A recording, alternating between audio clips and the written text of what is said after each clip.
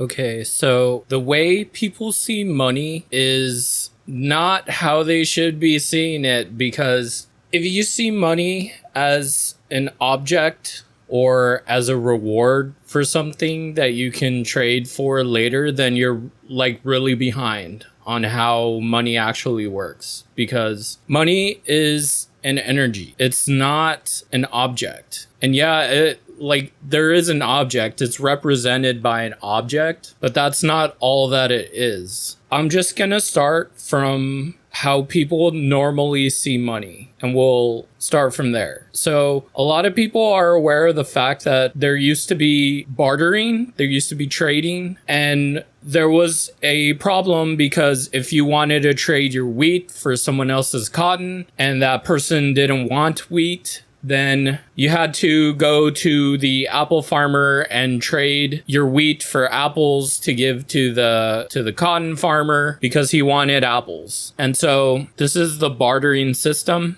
This is how a lot of people believe money came about. There's been updates in this model in the sense that people now tie money to blood feuds or something like that, and they traded lambs and they traded livestock, and then that symbol got compressed down into money. And then from money, you get like the stock market, you get like international trade, all that stuff. But that's not all it is.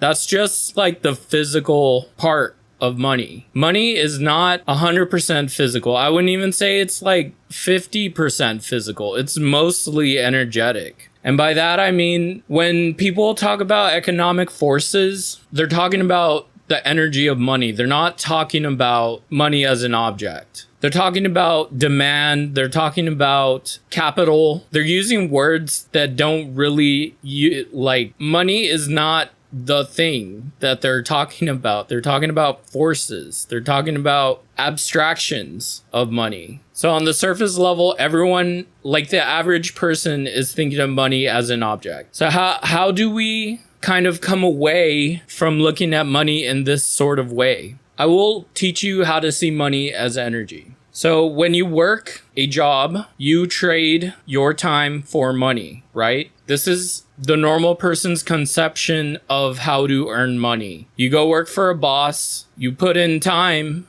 and then you get paid by the hour. Your boss is not making money the same way. They're doing this thing called leverage. They're creating an energy sink, an energy portal, a net to capture other people's money. Because money is not time.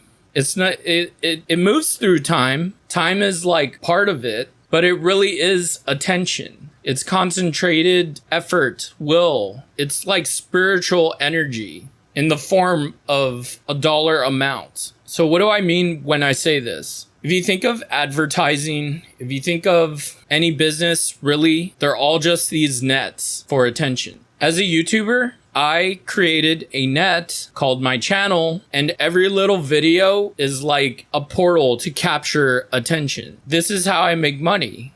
How? The thumbnail is kind of advertising, like, hey, click here. Once you click, I get your attention. I get it for like 30 minutes to an hour. Or if we're going by my analytics, I get it for like 12 minutes, which is a good amount if you have like 1,000 people clicking on your video. And so how does this make me money? Well, the platform YouTube creates the net that captures the attention and turns it into money in the form of Google AdSense. It puts this Google AdSense net over my content, and it runs the advertisement to capture your attention very briefly before you're on my video. And then in between the videos, time, like every 15 minutes or whatever, it serves you another ad. And so it's very beneficial to me to get your attention as much as possible. I'm not doing this consciously with every video I make. As you can tell by the way I make my videos, I just talk into a microphone like I'm talking to a person. But everyone who is on YouTube, this is the mechanism through which they earn money. Whether they like it or not, whether they know it or not, whether they're aware, you can tell which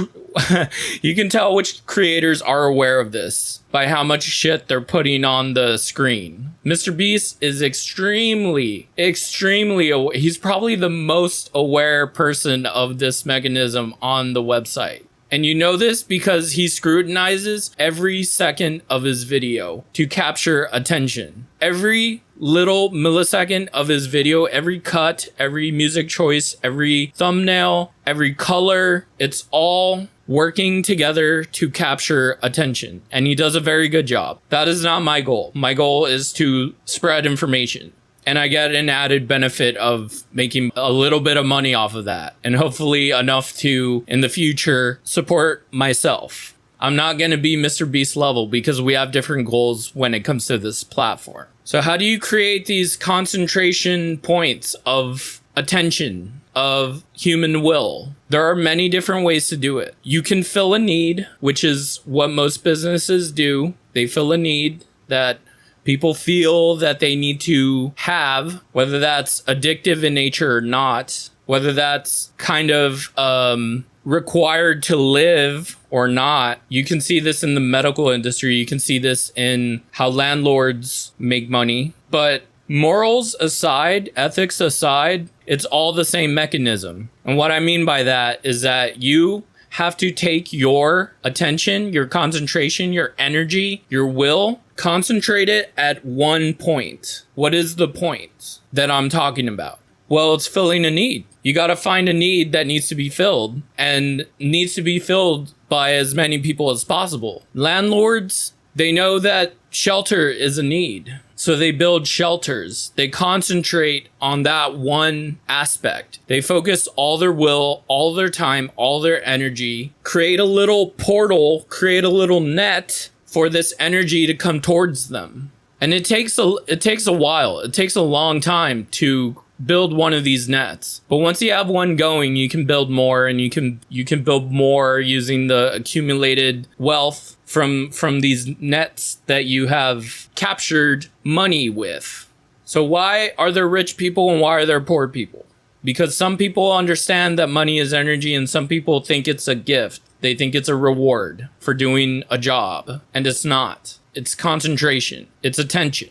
A salary is like a straight line. It's a direct trade. You don't want to do a one-on-one trade with people to get money because that's like it's never gonna build up is what I'm gonna say. Yes, you can get raises, you can get promotions, you can get a different job, but it's not a net. It really isn't. It's a trade. It's a one-to-one trade. To build a net, to know you have a net, you have to get more back from what you put in. And the way you guarantee that is to make sure all your focus is not just on one point, but that your energy, your effort is solidified. Like it's turned into a rock in one place. Because when you work, when you have a job, all the effort that you do disappears when you clock out. When you clock back in, you do your effort, it helps the company, and then it disappears when you clock out.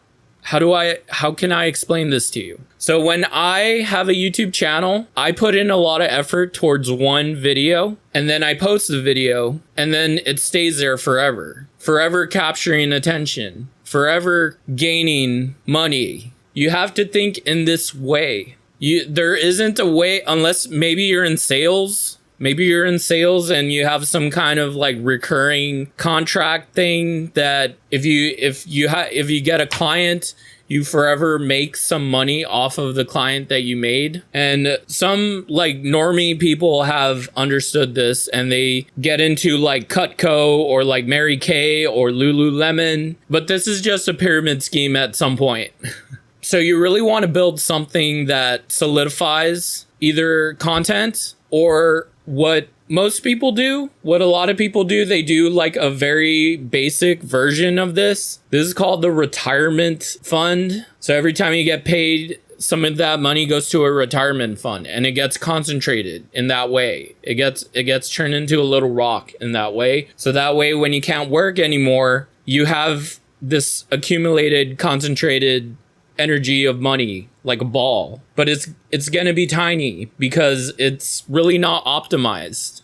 It's just enough to like let you live when you're old. And so the wider world is very invested in people not understanding this. The propaganda is go to college, get a degree, get a good job. And the better the degree you have, the better job you get, the better you can trade your time for your money. But that's just too that's just a higher level up. It's like you're on the bottom floor of a skyscraper and you want to get to the top floor and everyone's telling you stand on a stool. It doesn't work. You have to take the elevator. You have to build a ladder to get to the higher levels. I'm not trying to sound cliche, but that's how money works. Some of you who are regulars on my channel know that I have a background in finance and it just wasn't for me. And so there's another aspect to money that is very relevant to me telling you this. And that's the psychology of money. So when you're doing a job or trying to make money outside of a job and you're psychologically not aligned with what you're doing, you're not gonna make money because you're literally not energetically aligned with money to gain it. Some people have the ability to just not care about what they do and they're rewarded by the number going up. I cannot think that way. I find that boring, to be honest. I find it very boring. I tried honestly to just try to make money the most efficient way, and it didn't work because my soul was not in it. And so I'm gonna explain how to know when you're aligned with what you're doing in order to make more money. What I'm doing now, I really enjoy it. I've always done it. I've always talked to my friends about like weird shit. I've always researched things and had ideas on it. And that's why my channel is so scattered. But I love doing it. And you have to love what you're doing so much that the money doesn't matter. In an ironic way, the money shouldn't matter. Not that it shouldn't matter. I mean, everyone needs money, right, to live in this capitalist society that we've built for ourselves in this human civilization. I'm not gonna make this video a moral video because that's just not the point. I just need to tell you how the money system works. So I really enjoy it. I really enjoy the channel. I enjoy the people who watch it. I enjoy having the discussion. This brings me fulfillment, something money cannot give you, because what you really want is happiness, and you cannot buy happiness. Everyone wants money because they think it's going to give them happiness. Money is just an energy. Money is not going to give you anything. You can get stuff for it, and you can get your income to a point where you're generally not bothered by financial problems. And that's as much happiness as it can give you. It cannot fix your relationship with whoever. It cannot fix your relationship with your parents. Even if it is money related, something else is wrong in that relationship if it's money related. If you think you're going to make more money and your parents are going to be proud, that's not like, it's not going to fix the relationship. There's a value issue going on there, but we won't get into that. So psychologically, if you're not aligned with what you're doing, stop doing it. Think back to a time where you were really happy. Think back to your passions. Think of your dreams and think, can I do this? Can I make this work somehow? Is there a way that I can think of an idea to make money off that thing? Usually the answer is yes. Unless it's something very, very niche, very strange. Even then, like, you could probably make money off of it. So money is an energy. And I should also say that saving money is like, don't do that. I mean, obviously, if you see a deal and it's like too good to pass up and you want to save money, yes. You should also have an emergency fund of like a few $1,000s if you can afford such a thing. Maybe even a few hundred if like you just need like a little buffer in case something bad happens. But that should be the extent of you actually like saving money, like hoarding money, like keeping it in one place. You should not do that because money is an energy and money is always losing value no matter what, because more money is always being created. Value is always being created. How is money always being created? Well, there's always innovations. There's always insurance rates going up. There's always like insurance rates is one of the biggest reasons value goes up in a weird way, because when insurance companies charge more on their clients, the clients charge more onto the customers. And then this raises like the value of everything. And things are just getting more and more complex as time goes on. If you look at technology from the past, it was very simple. For example, the Model T car has like less than 200 parts on it or something like that. And a modern car has literal computing power. It's more complicated than a human body. It's insane. And everything's just getting more and more complex. So when things get more complex, there's more jobs to be done, especially with the dawn of the internet and technology and all that, because now problems are abstract. Now there's just so many jobs available for people. And that just means everyone has more money because there's more value to be given in the economy, in the job market and all that. So I'm not saying that having a job is bad. I'm just saying not having a goal for something higher is bad. If you're happy in your job, then keep doing it. Like, ignore what I'm saying. But I think you clicked on the video because you want a little more money in your life. So build a net, build some kind of attention capture device. But don't be a TikToker. don't do short form content. This is like my official stance on short form content. It's not worth the effort, because TikTok is making the most money out of like all the social media companies, and it's giving the least to its creators. And it probably has the most creators, but people are willing to just get paid in exposure on TikTok. They're willing to have like millions of followers and make like less than someone who has like 10,000 subscribers on YouTube. So in my opinion, if you're going to go the content route, either sell a product or do long form. And this can not like, it doesn't have to be YouTube videos. Long form can mean like write books, film a movie. Just put your energy towards something that is stable, that turns into a very like it's your concentrated energy in one place that is accessible to other people. And so a lot of law of attraction stuff, a lot of prosperity gospel and Christianity, Hindu and Buddhist concepts of like abundance energy, all of this is like tied to this way of seeing money. So going deeper into how your relationship with money is everything. And if you grew up poor, then you're going to have a poor relationship with money because you were taught bad habits and you were taught bad attitudes towards money. If you were religious, a lot of what you're taught is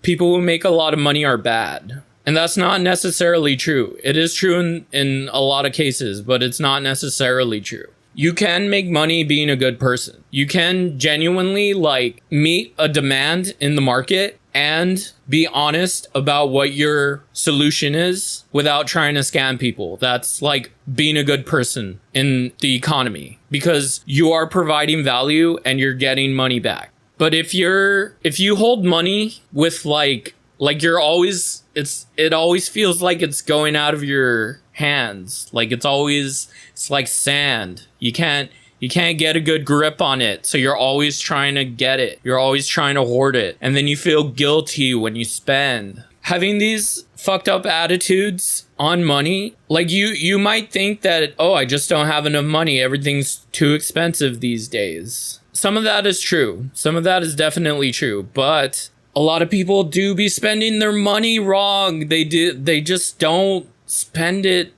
right, or they like panic and they spend too much of it, or they go out drinking and they don't realize how much a drink costs. You know, I'm not saying not to have fun. I'm saying like just look at the general, like I don't even look at the number of the money I have in my bank account. I'm just like, am I going to drink a lot today, or am I going to not drink a lot today? Have I been going out a lot to get fast food? Have I, or have I like not done that in a while? It's vibes. This is why in law of attraction, they say like you got to have a lot of gratitude even when you're poor. How does that make any fucking sense? It's because when you have gratitude, no matter what, your psychological state is always neutral. Your psychological state is even happy sometimes when you're in gratitude. And because of that, you're not abusing substances. You're not chasing dopamine.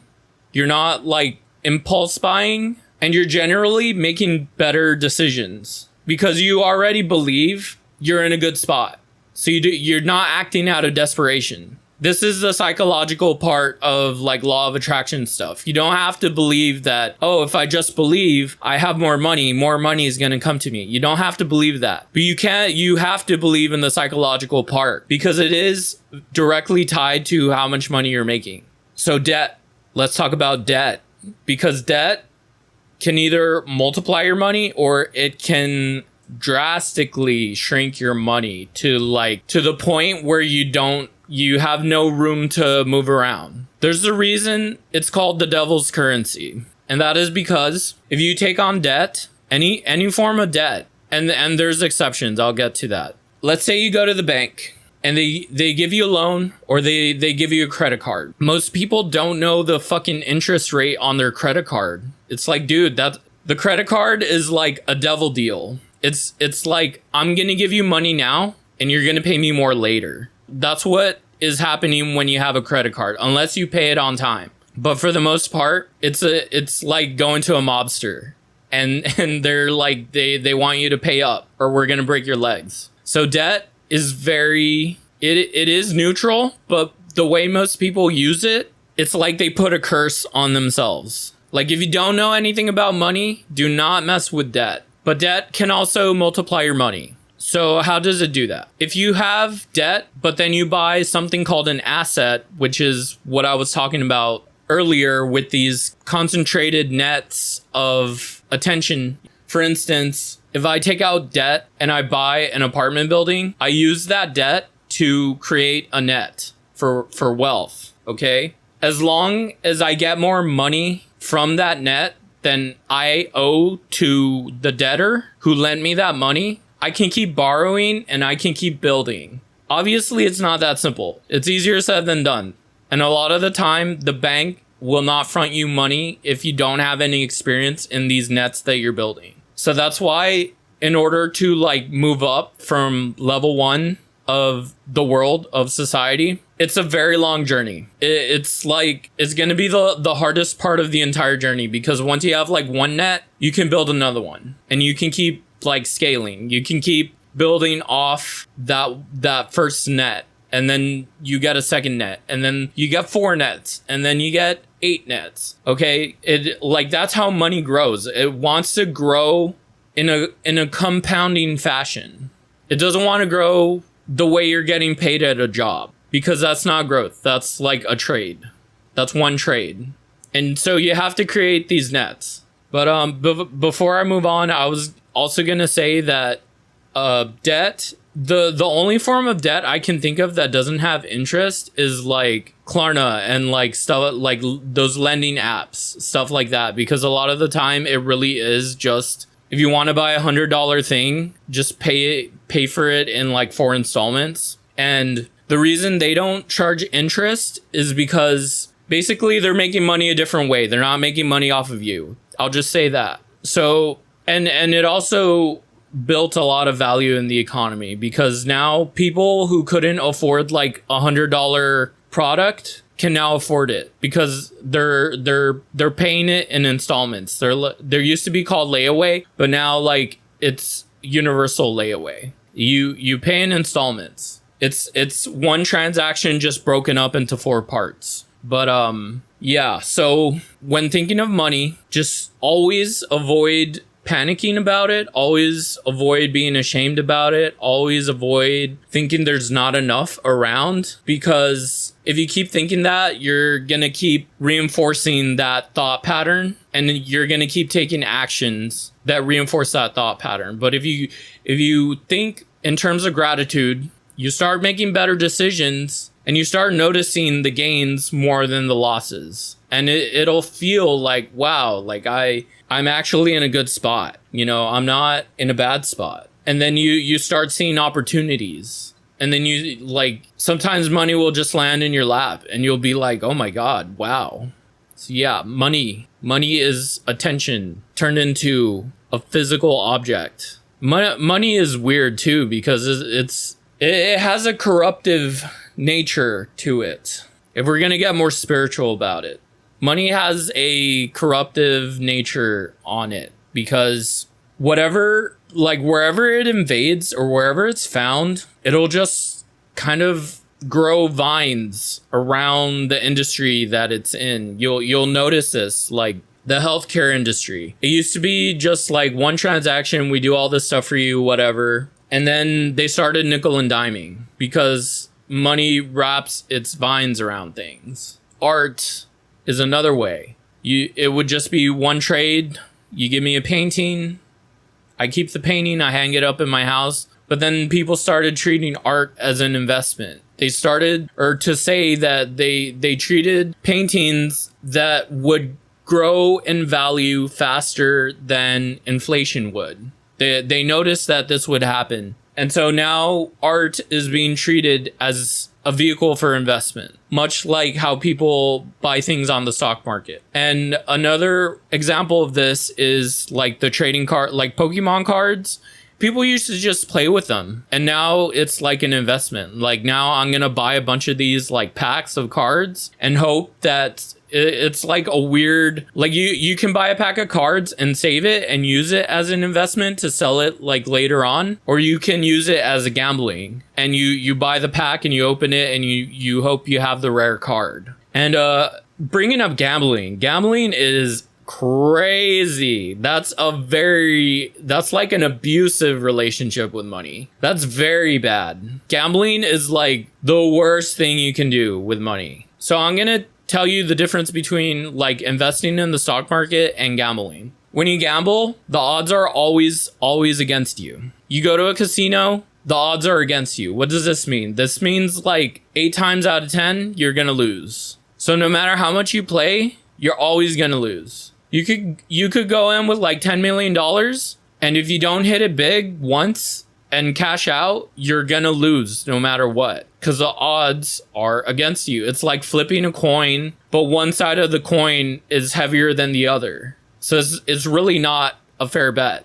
Same thing with lottery tickets. Like you're not gonna win those. You will win one, and that's just to keep you hooked. Investing, when you invest in a stock, you are putting your concentrated energy into a company, and that company is doing work.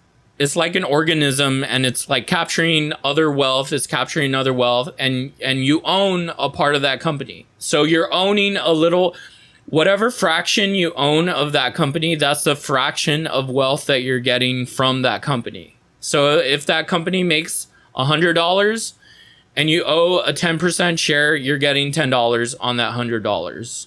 That's just very simplified. Investors, please don't beat me up, because I'm just giving a very, very simplified example.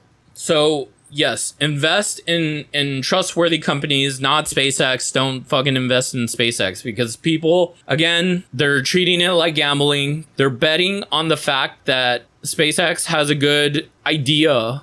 I shouldn't even say, like, yeah, it has a position in the space, in the aeronautics division. But the thing is, like, there's other companies now starting to show up. And unfortunately, Elon tied his profitable company to a deeply, deeply unprofitable part. Another part of his company, which is XAI. It's not making any money. And this is not investment advice, but I'm giving my opinion. And so he is like diluting the value of his company by putting something very bad into it.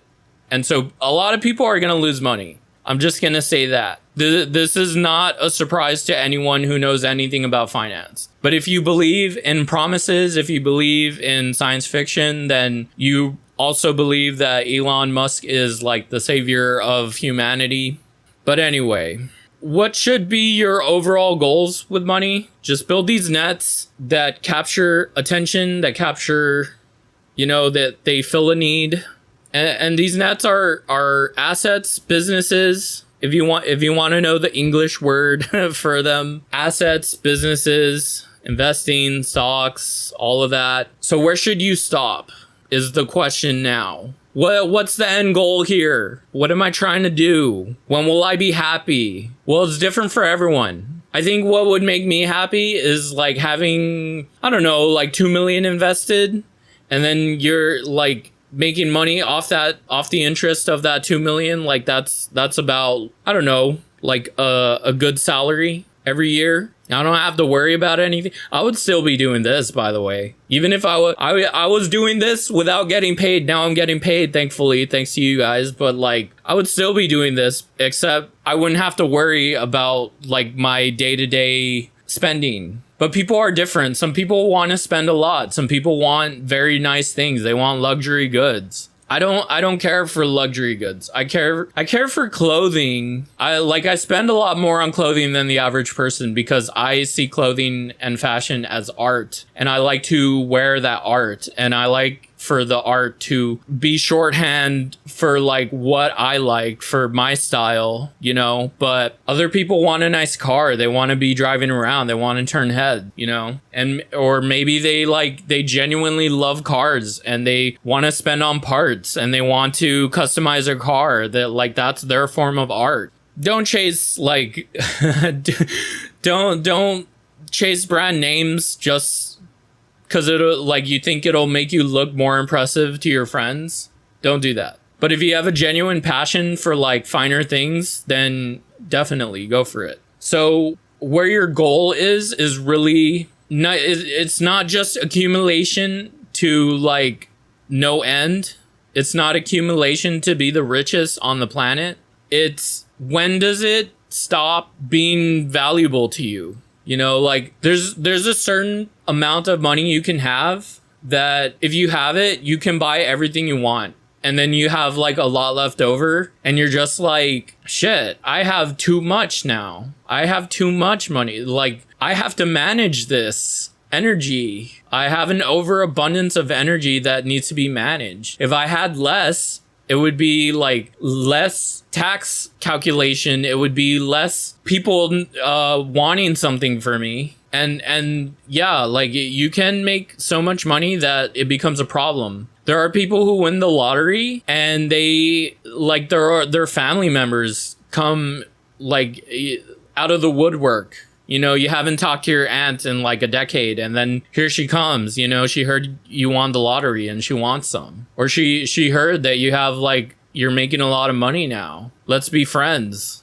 So the goal is not to be filthy rich. The goal is to get enough to where you're comfortable and you don't have a want for anything else. Because if you just keep accumulating, you're just gonna develop an addiction to spending money. And that's like, again, an abusive relationship with money. You don't want to have that. Are there any other things outside of money that have this energetic quality that's still tied to like currency? I would say reputation is one of those, because every transaction that you can have, there's like a reputational aspect to it. No one wants to do deals with someone with bad reputation, which means you have bad energy, which means you've been scamming people. If you have good reputation, then you're gonna have an overabundance of people wanting to like watch your products, you know, buy your product, watch your content.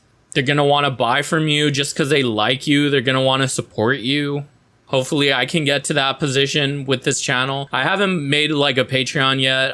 I definitely will at some point. I just haven't done that yet. But I do think I'm at a point where I actually can start one and get like a few people supporting me if they want to. But that's something for the future. And all of this is reputational. So yeah, stop seeing money as an object, because it's not an object. It's an energy. So now this is the part of the video where I ask you, did this change anything for you in how you view money?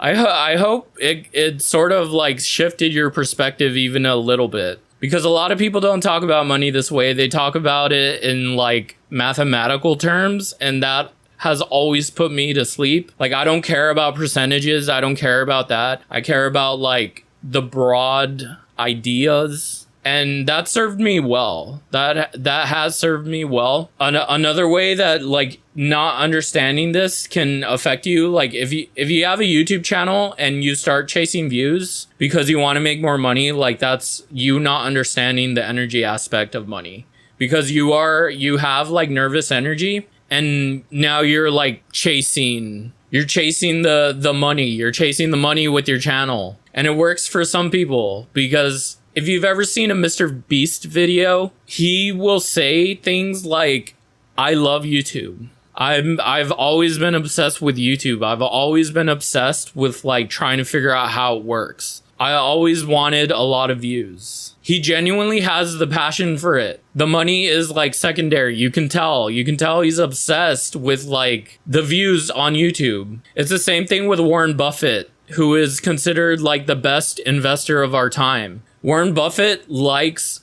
the action of investing money. It just happens to be that like it makes a lot of money doing that. He was at one point, he was the richest man in the world just from investing. And he was like, I love investing. I just fucking love looking at earnings reports and doing math on paper. And I love looking at companies and visiting them and seeing like who's the best. The pattern with all of this is like they don't care about the money. They care about the money to some respect, but that's not the main thing that's driving them. So find that for you. It would be nice if you were into like finance and you got obsessed with it, but trust me, if you're not naturally like that, if you're not naturally like a numbers chasing person, if you're not naturally like, if you're more of an artistic person, don't even try it. Just try to work in your own lane and find the value in that and create a net around that. And finally, you will have a good relationship with money, because this is what it's all about. It's about a relationship with money as an energy. That's why they call it currency, because it's always flowing. It's flowing like an electrical current through things. And if you want to widen that hose towards you, then you have to think in this way. But yeah, I think I've said enough. I don't have anything else to add. I would have liked to go further into the history of money, but that's not really like germane to the conversation. So I have gone into it in other videos. But yeah, tell me what you think. Tell me your opinions on the energy of money. Maybe you know something I don't. I would love to know. So have a good day. Bye.